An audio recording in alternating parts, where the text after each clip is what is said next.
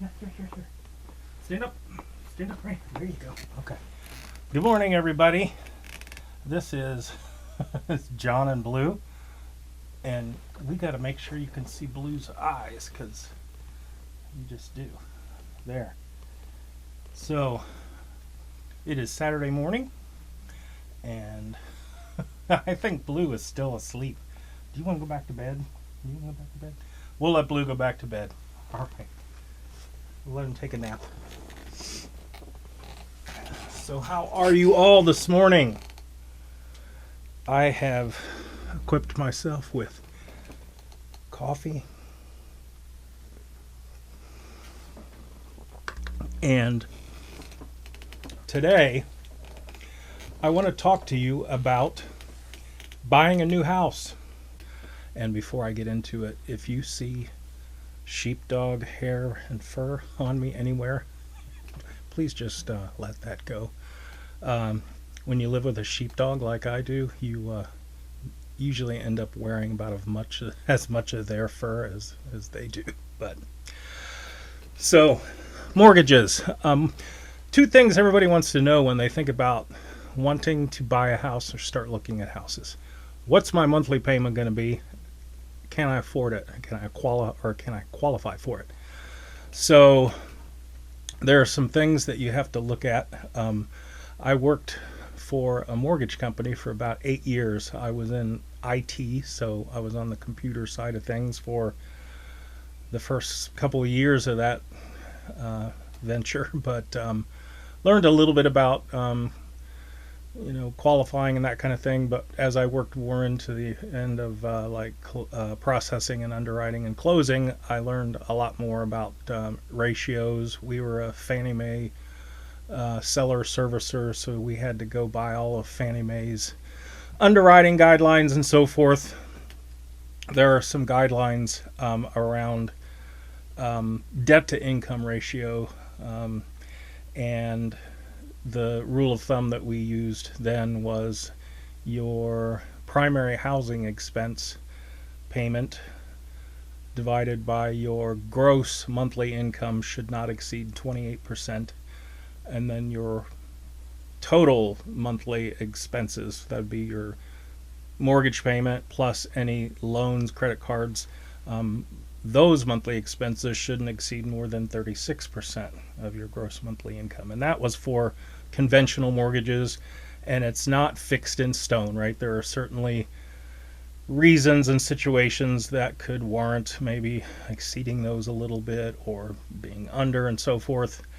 But as a general rule, this at least gives you something to shoot for. So one thing that's helpful in the tool that I have out here in the Shaggy Blue system is that your liabilities, your bills and so forth are in the system if you use the system, right? If you've got a personal loan, you've got it in there, you've got the next due date, and you've got what the monthly payment is.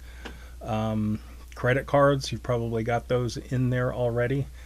So if you have seen the screen where you edit a biller, you'll notice there are some buttons that ask whether or not it should include these in your qualifying ratios. And that is exactly what I'm talking about here. Anything that is a credit card or a personal loan that would continue after you purchase this home and start making payments, those things need to be in your qualifying ratios. And in a few minutes here, I'll pull up a screen share and show you what I'm talking about. But so that's how we're going to tell the system which things it needs to include when it's calculating your ratios. So that's pretty much what the tool does, right? It uses your income, it does that calculation, divides the monthly payment by your gross monthly income, and does the same for your total debt to income ratio. The other thing is when you're looking at new homes, you're going to need to determine how much down payment money you want to put down. The more that you put down, the less it may cost you in PMI, which is private mortgage insurance. Any lender on a loan that they're contemplating whether or not to give you, the less money that you have down, the more risk there would be to them. Because if you default and they end up having to foreclose, there's cost involved in foreclosure, and they may not get their money back if they have to turn around and foreclose and then sell that property at sheriff's auction. So that's what the private mortgage insurance is for. But when you put more down payment money, it gives that lender a better feeling of security. They know you've got, if they know you've got like at least 20% invested, you're not going to be as likely to walk away from that property. Instead, if you get in a bind, you probably will look at trying to sell that property. And when you sell a property, you have to pay off the existing mortgages, right? So that's why they may or may not require private mortgage insurance. Private mortgage insurance today is a little bit different than the way it was calculated when I was working for a mortgage company. Now, credit score comes into the mix along with that down payment, how much down payment you're putting in there. So in my system, I have it look at your credit score. There's a blank where you'll put in what your credit score is, and it will use that when it's trying to calculate your premium for private mortgage insurance. The other variables for monthly payment would be homeowners insurance and real estate taxes. Homeowners insurance we used to just base on an estimated factor, and that's also what I'm going to use here in my system. And it's all just an estimate, right? When you're trying to determine can you afford something, you don't need to be spot on, right? You need something to use that's halfway close, just to give you an idea on what that payment's going to be. Can you afford it? Where do you stand?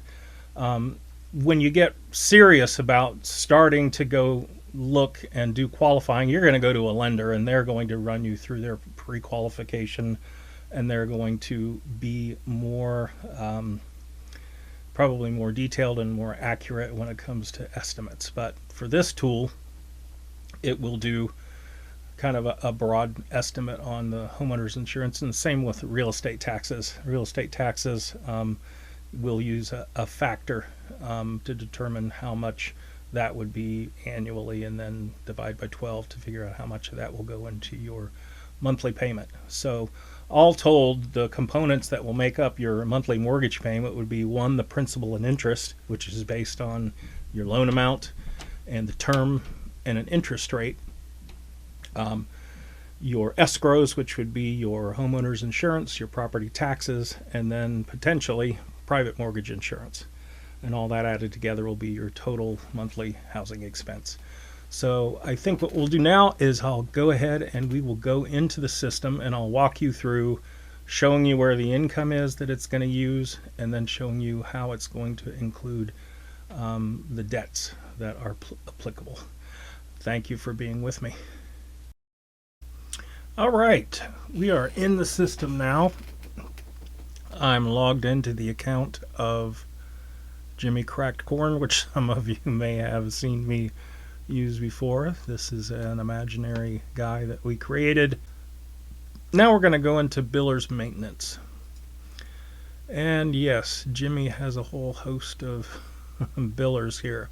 So now we need to determine which of these are going to be included in, or should be included in, mortgage qualification. And that's what this little column tells me. IIQ, include in qualification. Okay, so let's look. Dish Network, should it be included in qualification? No, I don't think a lender would look at cable TV as something that needs to be included in qualification for a mortgage. So let's exclude that and click Update. Okay, so we put that one to no. HelloFresh, no, they're not going to make him include as HelloFresh. Things that they will include will be like loan payments, car payments, truck payments, credit card payments. You're not going to need to include utilities. Let's take that one out.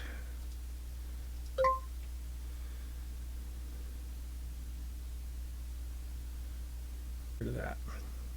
So that's the only thing that will carry forward is his truck. into qualifying for a new home. So that is all we need. Now we are going to go back to the main menu and back to the main menu, and you'll see this mortgage qualify menu. Let's click on that. In this mortgage information screen, the first field is gross monthly income. So we need to put in what we feel Jimmy makes on a gross basis per month. If he made $40,000 a year, that's going to be $33.33 a month. So that's where we'll start. This all can be changed. The thing you want to do initially is just throw something in and then calculate, see where you stand. Then you can start adjusting up or down. Jimmy's credit score, let's assume he's doing pretty good. Let's give him a 740. Let's say we want to start taking a look at homes around $150,000. Rates, I'm not sure. The last time I checked, they were a little over 5. So let's start at 5. Jimmy probably doesn't want to put a lot of money down. So for a conventional loan, 5 is usually the minimum they'll allow. Do you have another home to sell? If you do, it's going to look at and ask you what your home is worth, what the payoff is. It's going to look at taking commission off of the sale of your home, so it'll give you a fairly decent estimate on the amount of cash you'll be able to use from that deal going into your next deal. But so let's click update. So now we are ready to click calculate new house payment. Let's see where we stand. And here we are. So this is telling us that this forecast is based on a $150,000 home. There's our income we put in, $33.33 a month. The continuing monthly debt based on the yeses and the nos that we put in there on our biller's screen. The only one we've checked yes for qualifying would be his pickup truck. So that will include the down payment. 5% of $150,000 is $7,500. That leaves his mortgage amount at $142,500. Here's the credit score. Loan to value is just simply your loan minus down payment. It's a lender term, loan to value. PMI rate, it's calculated 0.3% based on our credit score and the amount of money we're putting down. So here's the payment breakdown. It's going to cost $764.97 for the principal and interest portion of the payment. Homeowners insurance, $62.50 a month. Real estate taxes, $93.75. Private mortgage insurance is $35.63 for a total monthly payment of $956.85 for just the house. So that first ratio, the housing expense ratio, is 22.95%. That's great. You can go up to 28% usually. So we got the green light on the first one. Again, that's just your total monthly payment divided by your gross monthly income. The second ratio is going to include other debts, which in this case is the pickup truck. So with all of that divided by your gross monthly income, he's at 48%, which he got the red flag on. 36 is usually what they like to see your ratio not exceed for the total debt. So we can, play around with this. As I said, this was a starting point. Let's say we wanted to go in and lower his truck payment.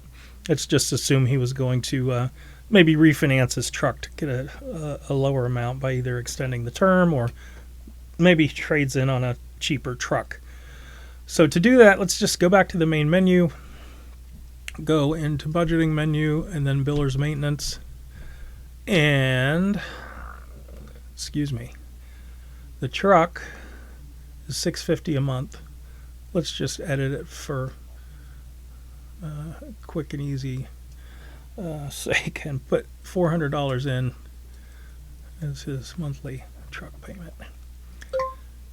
Now we're going to go back to the mortgage menu off of the main menu. Actually, yes. Click the mortgage qualifying menu, and since all this stuff's already in, we're just going to click calculate. Now it's brought us down to 40%, with the pickup truck being $400 instead of $650. So it's better. We're still 4% high, but I don't know. A lender may be willing to approve you on the high end, considering the first ratio is so much lower. They may require more down payment. You don't know. It's all up to the lender. Now we want to see what are we looking like in terms of cash in order to close on a house like this. So let's click on See Cash Required to Close. So we don't have a home that we're selling, so we're not getting anything back related to cash for current home. Here are all of the closing related costs, or the loan related costs. Here's that down payment from the prior screen. Title examinations, usually around $300. Doc prep fees, they vary. The appraisals, about $7.25. Credit report, flood certification, processing fee, underwriting fee, closing fee. There's a lot of costs. Recording fees, title insurance, title processing, or title process service fee. So with down payment and all these other costs, you're at about $9,900. Prepaid costs, these are escrows, right? Because the mortgage company is going to be paying your insurance and your taxes and PMI, so they always collect 2 months up front. Prepaid's about $977. So total closing costs and prepaids are $10,000. So somewhere or another, Jimmy is going to have to come up with about $10,000, almost $11,000 to close this house. So who knows what Jimmy's got up his sleeve. But from a payment perspective, it's pretty close. But that it's as simple as that. When you go in and start playing around with your numbers, billers, put in your income, play around, see what you can afford. Change the sales price around, change your down payment. Maybe you want to put 10%, maybe 20, maybe less. So just play around, and every time you make changes, click update, and once you've updated new figures, just run the numbers again. You can click calculate new house payment or go straight to the cash required for closing button. You can toggle between the two once you're there. But I hope this really is valuable to you. I certainly could have used something like this when I was looking at houses for the first time. Had to scratch all that out on paper and so forth to see where I thought that I fell. But let me know. I really, really am interested in finding out whether you will get some use out of this, and would appreciate comments. Thank you so very much. All right, take care.